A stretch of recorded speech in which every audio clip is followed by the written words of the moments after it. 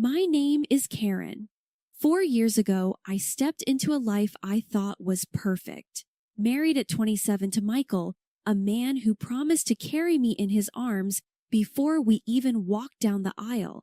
I felt like the luckiest woman alive.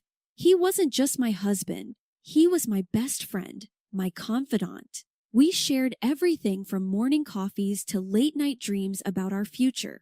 Michael always had a way of making me feel special. I remember our first anniversary. He recreated our first date down to the same table at the quaint Italian restaurant where we first realized we were meant for each other. It wasn't just about the grand gestures. It was the little things. The way he'd brush the hair from my face, the soft kisses he'd plant on my forehead when he thought I was asleep. Our life together was bliss-filled with laughter and love. We lived in a beautiful house, spacious and filled with light. It was our haven, a place where we planned to raise a family. My job as a fitness trainer at a popular gym brought me joy and fulfillment, and Michael was thriving in his career. We were doing well financially, and we often talked about starting a family, about having kids running around the house, filling it with even more laughter and joy. Evelyn, Michael's mother, was a strong presence in our lives. From the first time I met her, she showered me with compliments. "You're absolutely stunning, Karen, just like a Hollywood actress from the 50s, she'd said, her eyes sparkling with genuine fondness. She often spoke about how beautiful our children would be, combining my looks with Michael's charm. Her approval meant the world to me. But then, one ordinary evening, everything changed. I was driving home from the gym, my mind buzzing with plans for the weekend. Michael and I had planned a small getaway, just the two of us, a chance to reconnect and talk more about our future, about finally starting that family we'd always wanted. As I approached the intersection, a song we both loved started playing on the radio. I smiled, turning up the volume, lost in the moment. That's when it happened. Out of nowhere, a car ran the red light and slammed into my side. The impact was deafening, a cacophony of crunching metal and shattering glass. My head whipped to the side, and pain erupted across my face and body. The world spun wildly, a blur of lights and sounds, and then, as quickly as it had all started, everything plunged into silence and darkness. Waking up in the hospital was like emerging into a world I no longer recognized.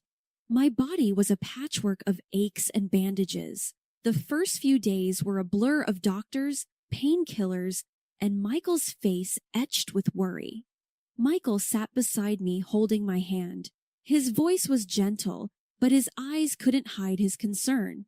"Hey, how are you feeling?" he asked. I tried to smile, but it hurt. "Like I've been hit by a truck," I joked weakly. He offered a strained smile, but said nothing. The nurses were kind, always checking in, offering comforting words. But their eyes, full of pity, told a story they didn't voice. I knew I was badly hurt, but the extent of it was hidden beneath the bandages that wrapped my face. As days turned into a week, Michael's visits grew shorter, his excuses more frequent. "Work's crazy right now," he'd say, or "Mom needs my help with something." I understood, or at least I tried to, but the silence and the solitude in the hospital room were suffocating. The day came to remove the bandages. I sat in front of a mirror, my heart racing. The nurse, a kind woman named Lisa, offered me an encouraging smile. "Ready?" she asked.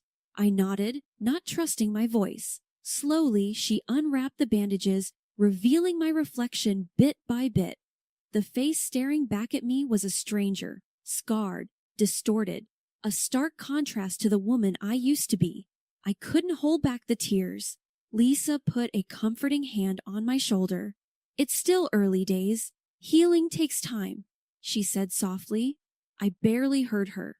My thoughts were consumed by fear. What would Michael think? What would everyone think? I was no longer the woman he married. Michael's next visit was the hardest. He walked in, his usual confident stride faltering as he saw my face. "Hey," he said, his voice barely above a whisper. I looked away, unable to meet his eyes. "It's bad, isn't it?" I asked, my voice trembling. Michael paused, struggling to find the right words. It's not that bad. You're still you." But the way he said it, the way he couldn't quite look at me, spoke volumes. I lay there, feeling a chasm growing between us.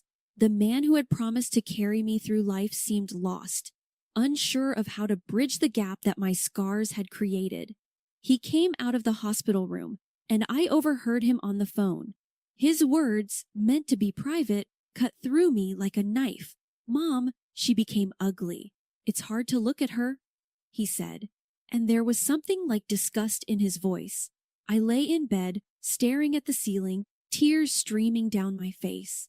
I felt betrayed, preyed not by his words but by the realization that his love had conditions I was no longer able to meet.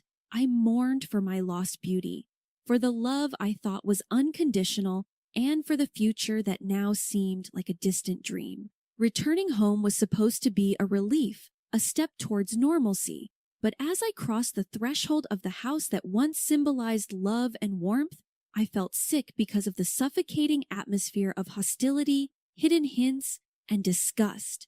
The first few days, Michael was quiet, almost tiptoeing around me. Our conversations were strained, filled with awkward silences.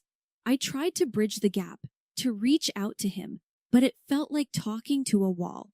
One evening, as I sat on the couch trying to read, Michael walked in. He glanced at me, then quickly looked away. "How was your day?" I asked, hoping to start some kind of conversation. He shrugged, keeping his eyes fixed on the TV. "It was okay, busy," he muttered. I nodded, feeling a knot in my stomach. I was thinking maybe this weekend we could go out just to get some fresh air. Michael hesitated, then said, "I don't think it's a good idea. Maybe you should rest more." His words stung. It wasn't about resting. It was about not wanting to be seen with me. I turned my attention back to my book, but the words blurred through my tears. It wasn't just Michael. Evelyn's visits were even more difficult. She would come in, her face twisted in a poorly disguised grimace as she looked at me. Her words were polite, but her eyes were cold. One day, she sat across from me, her gaze wandering everywhere but my face.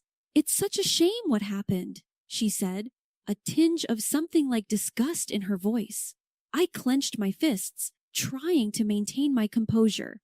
"Yes, it is," I replied, my voice steady despite the turmoil inside.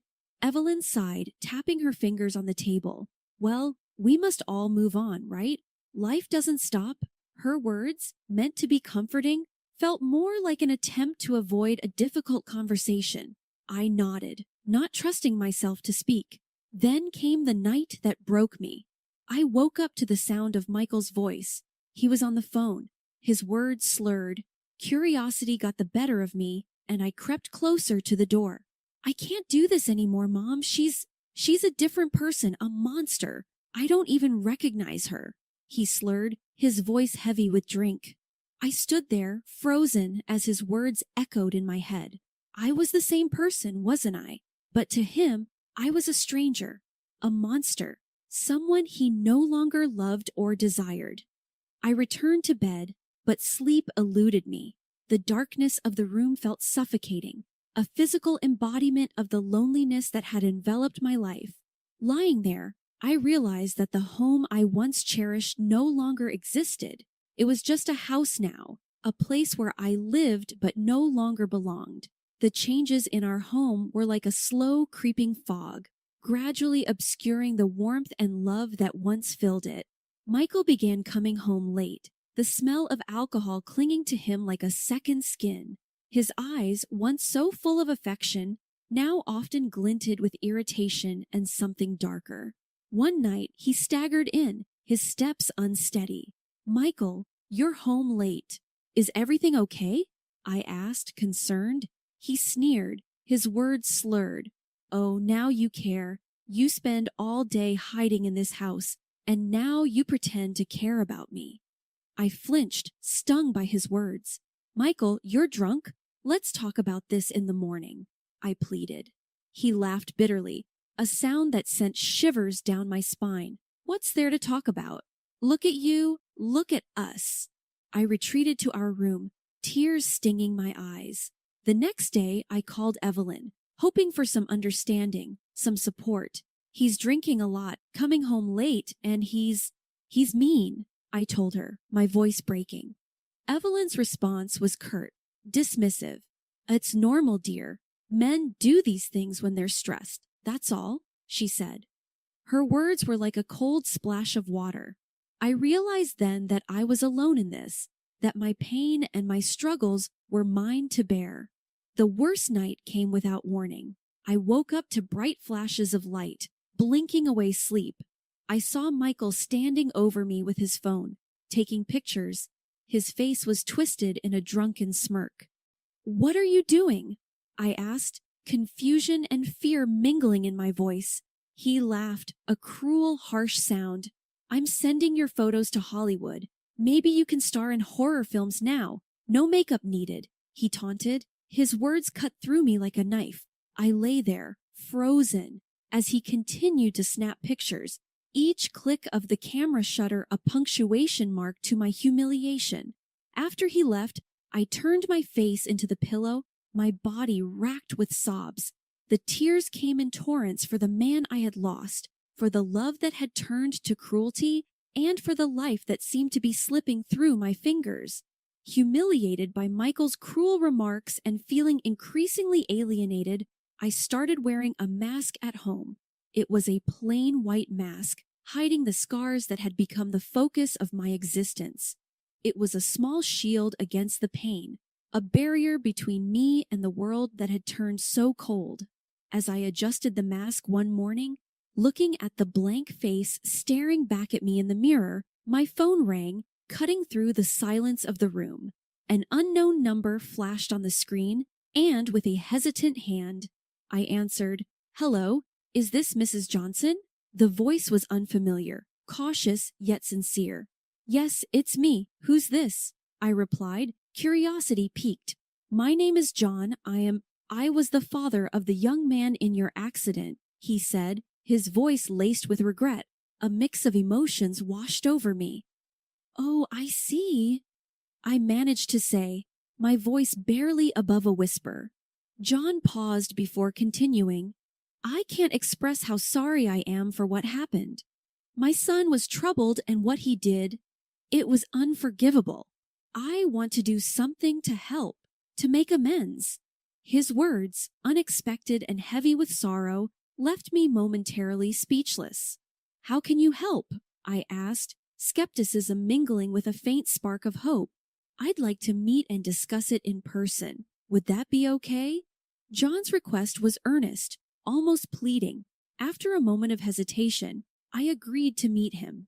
Sitting across from John in a cafe, his eyes filled with remorse, I listened as he spoke. "Karen, I want to offer financial support for any surgeries or treatments that might help you," he said, his voice steady but filled with emotion. The offer was both overwhelming and tempting. I need to think about it," I replied, my mind racing with possibilities. I kept the meeting and the offer a secret from Michael and Evelyn. Their reactions, I feared, would only add to my confusion and pain. After days of internal debate, I decided to accept John's offer. I arranged consultations with plastic surgeons, discussing what could be done to help heal my scars. To Michael, I mentioned only that I was going for routine medical treatments. He didn't ask for details, and I didn't volunteer any. His indifference was a stark contrast to the storm of emotions raging inside me.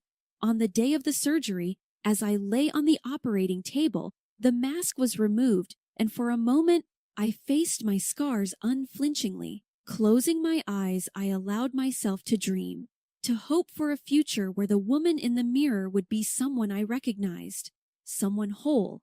Weeks turned into months since the surgery, and with each passing day, my face healed, slowly returning to what it once was. But I kept this transformation hidden under my mask, a secret help held close to my chest. Michael, lost in his own world, didn't seem to notice or care. The day I returned home from my final follow-up appointment, the mask firmly in place, I braced myself. Michael and Evelyn were there, their expressions clouded with disdain.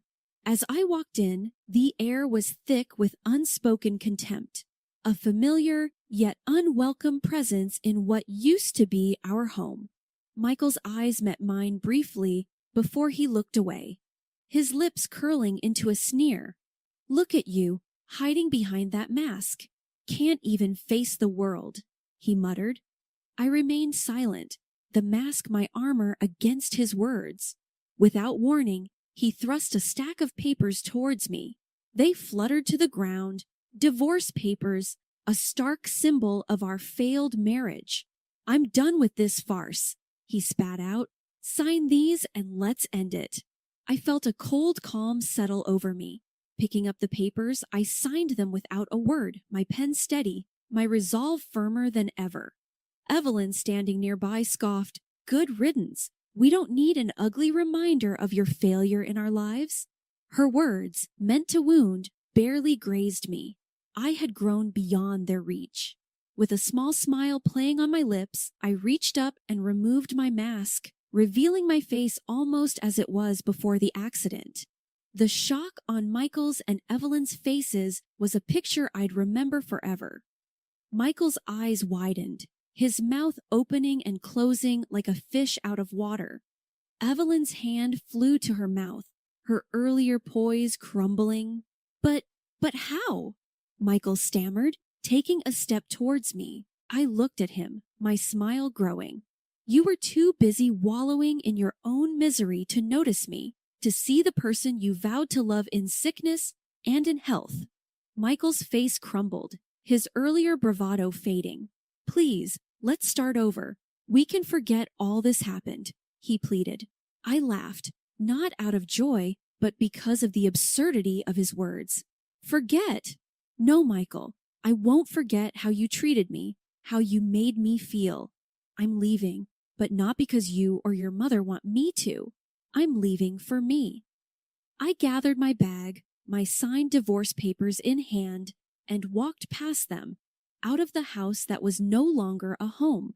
Their shocked faces were the last image I took with me, a reminder of how far I had come and the new life that awaited me. Starting over wasn't easy, but it was necessary.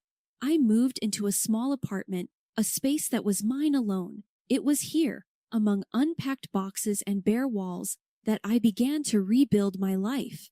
Returning to work at the fitness center was a big step. The familiar smell of the gym, the sound of weights clinking, it was comforting. My colleagues welcomed me back with open arms, their smiles genuine and warm. "Hey, Karen, you're back. We missed you around here," said Lisa, one of the trainers. I smiled, feeling a sense of belonging. It's good to be back. I've missed this place. As I resumed training sessions, I felt a renewed sense of purpose. With each class I taught, I grew stronger, not just physically, but emotionally too. I was finding myself again, rediscovering the woman who loved her job, who took pride in her strength. One day, after a particularly grueling session, I sat down on a bench, catching my breath. That's when John walked in. I hadn't seen him since our meeting at the cafe months ago. "Hello?" he said, a tentative smile on his face. "I was in the neighborhood and thought I'd stop by. How are you?" I stood up, surprised but pleased to see him. "I'm doing well, thank you. It's good to see you, John." We talked for a while about mundane things at first. The weather, the gym, then the conversation shifted to more personal topics. "I never got the chance to thank you properly," I said, my voice sincere. "Your help, it changed everything for me." John's smile was warm. "I'm just glad I could do something to make amends. You've come a long way." He hesitated for a moment before continuing. "I was wondering if maybe you'd like to grab a coffee sometime? No pressure. just as friends. The invitation caught me off guard, but it was a pleasant surprise. I'd like that, I replied, a genuine smile spreading across my face. As I watched him leave the gym, I felt a flutter of excitement, a feeling I hadn't experienced in a long time. It was the beginning of something new, a chance to explore life from a fresh perspective. That night, as I lay in bed in my new apartment, I thought about the twists and turns my life had taken. There was still pain and healing ahead, but there was also hope for a future that was mine to shape. The dawn of a new day was breaking, and I was ready to meet it head on. The journey of life, I've come to realize, is never a straight path. It twists and turns, bringing challenges and surprises along the way. Since my divorce, I've been rediscovering who I am, but not without unexpected obstacles. Michael, unable to accept the end of our marriage, began reaching out, trying to rekindle what we once had.